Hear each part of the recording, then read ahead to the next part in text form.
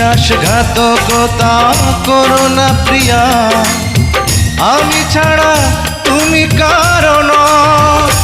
বিধি তুমি বলে দাও আমি কার, দুটি মানুষ একটি মনের দাবিদার।